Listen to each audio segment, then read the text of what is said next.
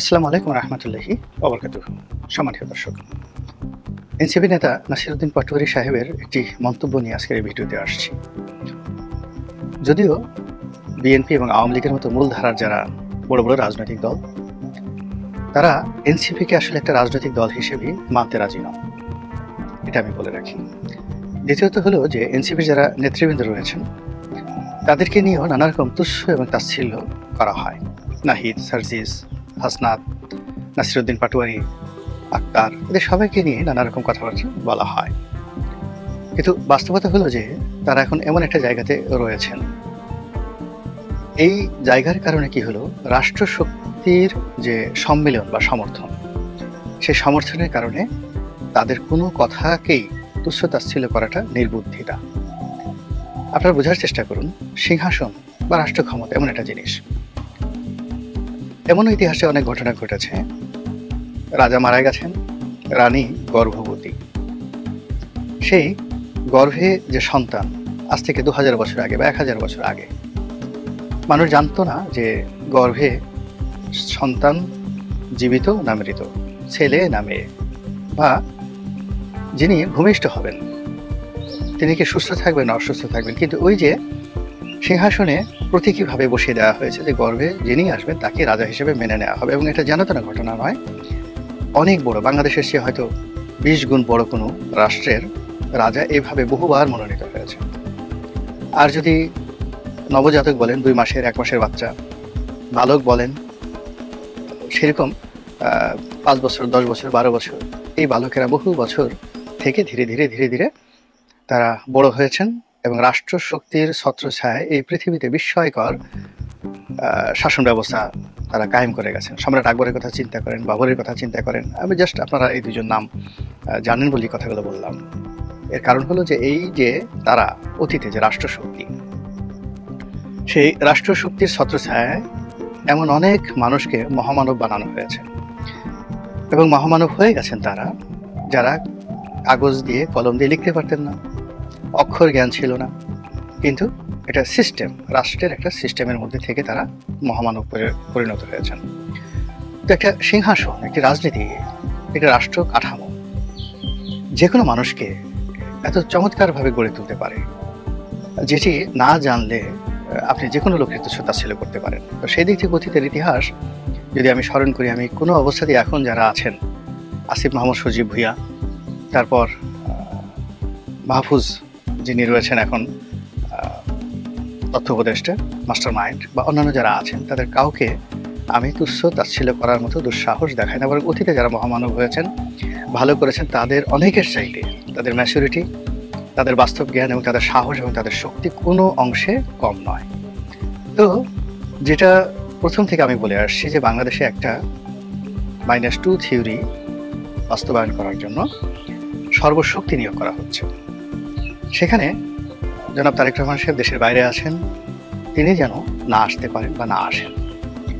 এজন্য রাষ্ট্রশক্তির একটা বিশেষ অঙ্গ, দেশি বিদেশি বিভিন্ন চক্র প্রাণান্ত চেষ্টা করছেন আওয়ামী লীগের দ্বারা বিএনপিকে ভয় দেখানো, জামায়াতের দ্বারা বিএনপিকে বিরক্তি তৈরি করা, এবং এনসিপির দ্বারা বিএনপিকে উত্তেজিত করা, এবং সেই কাজে তারা সফল হয়ে গেছেন। তার কারণে 1 বছর হয়ে গেল, সমস্ত মামলাগুলো উঠে গেল, কিন্তু তারেক রহমান সাহেব এখন পর্যন্ত দেশে আসেননি, আসতে পারেননি, আসতে দেওয়া হয়নি। বাস্তবতা হলো যে তার অবর্তমানে এই দলটি যদি ফ্রি ফেয়ার ইলেকশন হয়, ক্রেডিবল ফ্রি ফেয়ার ইলেকশন হয়, বাংলাদেশে খুব অল্প সংখ্যক প্রার্থী আছে যারা ভোট চাইতে পারবেন, কিন্তু ভোট চাইতে পারলেও তাদের নির্বাচন এলাকায় বিএনপির যে সংগঠন, তাদের যে বিভক্তি এমন সর্বনাশ করে ফেলেছেন যে অনেক, যাকে বলা হয় ভালো ইমেজ, সেই ভালো ইমেজের যারা প্রার্থী তারা জনগণের কাছে ভোট চাইতে পারবেন না, নাম্বার 1।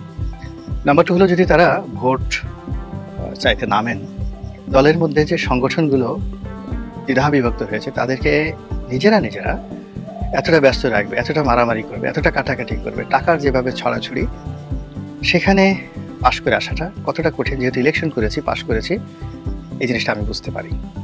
থার্ডলি হলো যে যিনি সংসদ সদস্য হবেন, তিনি নির্বাচিত হওয়ার সঙ্গে সঙ্গে প্রশাসনের সহযোগিতা না পেলে, দলের সহযোগিতা না পেলে, এই দলের ভিতরে যে অভ্যন্তরীণ বিশৃঙ্খলা গত 1 বছরে এটা দমন করা সম্ভব না। ধরুন আমার এলাকার কথাই আমি বলি, গলাচিপা এবং দশমিনা, এটা আওয়ামী লীগ অধ্যুষিত একটি এলাকা। বিএনপি এখানে সাকল্যে 60 থেকে 65,000 ভোট আমি যখন এমপি ছিলাম তখন ছিল। এখন সেই ভোট বেড়ে হয়তো 70-75,000 হয়েছে, কিন্তু পাশ করার জন্য ভোট লাগবে 1,20,000 থেকে 25,000 আজকের জামানাতে।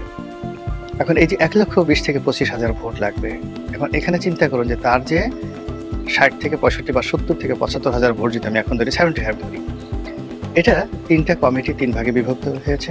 আর যারা ভোট দিতে আসবে, বিশ্বাস করেন এই গত 1 বছরে মানুষের মন মানসিকতা এমন পর্যায়ে নিয়ে গেছে, ভোটের উৎসবটাকে যদি আনন্দমুখর না করা যায়, 30% লোকও ভোট কেন্দ্রে আসবে না। 30% লোকও ভোট কেন্দ্রে আসবে না, এটা হলো বাস্তবতা। আর বিএনপির মধ্যে যে 3 থেকে 4টা গ্রুপ হয়ে গেছে, সেই গ্রুপগুলো তারা এলাকাতে যে যার সামর্থ্য অনুযায়ী চাঁদাবাজি, মাস্তানি যা কিছু করছে। তো যিনি প্রার্থী হবেন সেই প্রার্থীর জন্য এই দুর্নাম বদনাম ঘুচিয়ে ভোট চাওয়া বলতে গেলে দুষ্কর। দ্বিতীয়ত, তিনি যদি নির্বাচিত হন, তার দলের এই দুর্বৃত্তদেরকে দমন করা তার জন্য আরো কঠিন। এখানে নরম সরম কোনো মানুষ দিয়ে হবে না, এরকম অবস্থা গেছে। প্রতিটি ক্ষেত্রেই মানে নেতাকে হতে হবে গায়ে হাত দিতে পারে, নিজে মাস্তান যদি না হয়, গায়ে হাত দিতে না পারে এবং নিজে যদি সৎ না হয়, এই 3টি জিনিস এবং প্রশাসন যদি সহযোগিতা না করে, 4টি জিনিসের সম্মিলন হলে এলাকাতে যে আইন শৃঙ্খলা রয়েছে পাশ করার পরে সেটা সে নিয়ন্ত্রণ করতে পারবে। আদারওয়াইজ এখন যে অবস্থাতে আছে, কোনো দুর্বল কিংবা প্রশাসন সহযোগিতা করছে না, কিংবা দলের জেলা কমান্ড, কেন্দ্রীয় কমান্ডের সাথে যদি সম্পর্ক না থাকে, নির্বাচিত হওয়ার পর সে নির্বাচনী এলাকাতে যেতে পারবে না, 6 মাসে সরকার টিকবে না। এটা এই বিএনপির জন্য রিয়ালিটি। আওয়ামী লীগের জন্য আলাদা একটা ভিডিও করবো। আওয়ামী লীগের জন্য পরিস্থিতি আরো খারাপ, বিকজ শেখ হাসিনা দেশের বাইরে চলে গেছেন। তিনি সেখানে যত কথাই বলেন আর যত ঝুটিকা মিছিলে হোক না কেন, আলটিমেটলি কোনো রাজনীতির ইতিহাসে এত দ্রুত এখানে ফিরে আসার কোনো নজির নেই। এটা নিয়ে আমি আলাদা একটা ভিডিও করবো। তো সেই দিক থেকে মাঠের যে পরিস্থিতি, সেই পরিস্থিতিতে আমরা এনসিপিকে যত দুর্বল মনে করছি, জামাতকে যত দুর্বল মনে করছি, চরমোনাইকে যত দুর্বল মনে করছি, নির্বাচনের শিডিউল ঘোষণা করে দেখেন, দুর্বলতাটা অতটা থাকবে না। দ্বিতীয়ত, এখানে যে জিনিসটা হচ্ছে যে ভোট কেন্দ্রে তো যদি বিএনপি দুর্বল থাকে, আওয়ামী লীগ নেই, আপনি কোনো অবস্থাতেই 5% to 10%-এর বেশি ভোট কেন্দ্রে ভোটার আনতে পারবেন না। শত চেষ্টা করুন, কেউ আসবেই না।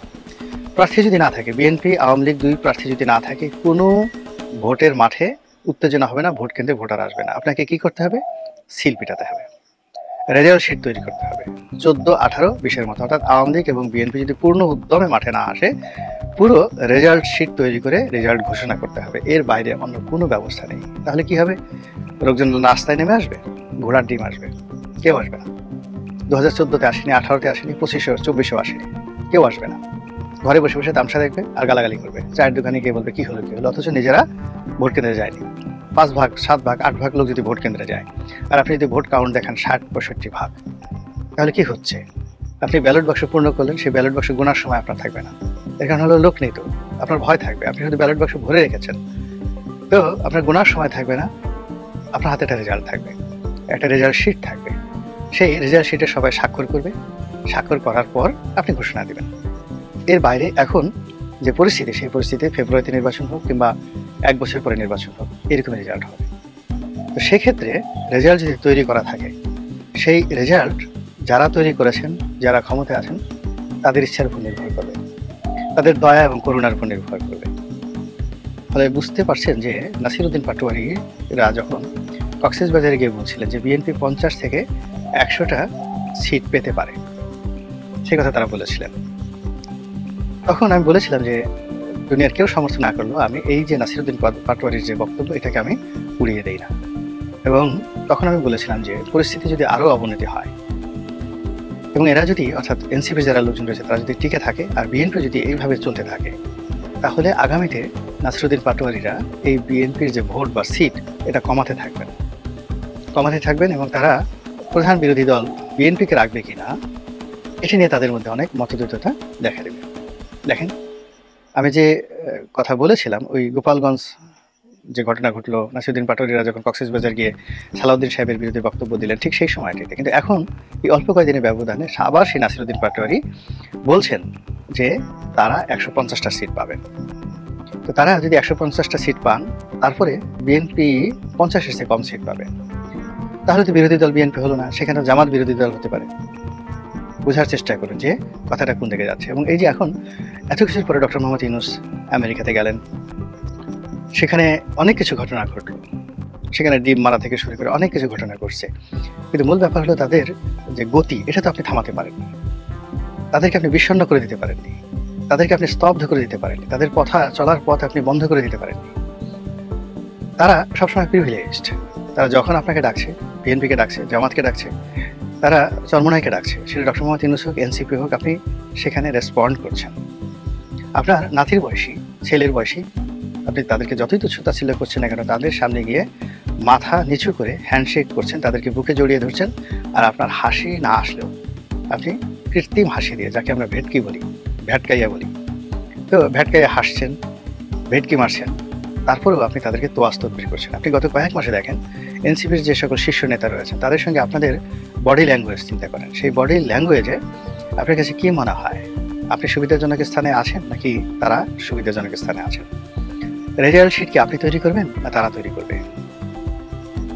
রেজাল্ট শিট যদি আপনি তৈরি করেন সেটা আলাদা কথা, যদি তারা তৈরি করে বা অন্য কেউ তৈরি করে যারা আপনার লোক নন, তাহলে কি করে আপনি, যদি আপনি দিল্লিতে থাকেন, যদি আপনি লন্ডনে থাকেন, আপনি কি করে ওখানে বসে কল্পনা করেন যে বিপুল মেজরিটি নিয়ে আপনি সরকার গঠন করবেন, ক্ষমতা ফিরে পাবেন, আর এখন যারা ক্ষমতা আছেন তারা আস্তে করে লেজ গুটিয়ে চলে যাবে?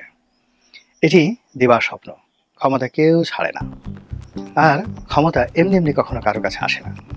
প্রতিটি ক্ষমতার পেছনে একটি সংঘবদ্ধ চক্র থাকে, একটি উৎসাহ থাকে, একটি উদ্দীপনা থাকে, বহু বছরের সংগ্রাম থাকে। শেখ হাসিনা যে চলে গেছেন, তার বিরুদ্ধে যে ম্যাটিকুলাস যে ডিজাইনের কথা বলা হচ্ছে, এই ডিজাইন অবশ্যই ছিল, এবং এই ডিজাইন একদিন দুই দিনের নয়, বহুদিনের।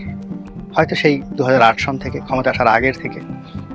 এখন সেই ডিজাইনটা ধীরে ধীরে ধীরে ধীরে আজকে এমন একটা পর্যায়ে চলে এসেছে, এর সঙ্গে civil bureaucracy, military bureaucracy, judiciary, এরপরে ছাত্র যুবক, ঢাকা বিশ্ববিদ্যালয় থেকে শুরু করে সমস্ত পাবলিক বিশ্ববিদ্যালয়ের যারা এই মুহূর্তে ক্ষমতা দখল করে আছেন, তাদের জীবন, জীবিকা, প্রাণ অনেক কিছু নির্ভর করবে।